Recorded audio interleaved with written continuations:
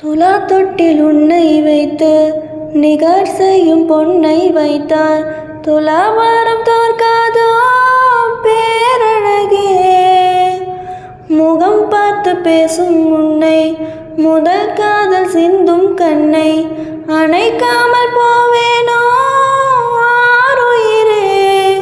ஓ நிழல் போல விடாமல் உன்னை தொடர்வேனடி, புகை போல படாமல் பட்டு நகர்வேனடி.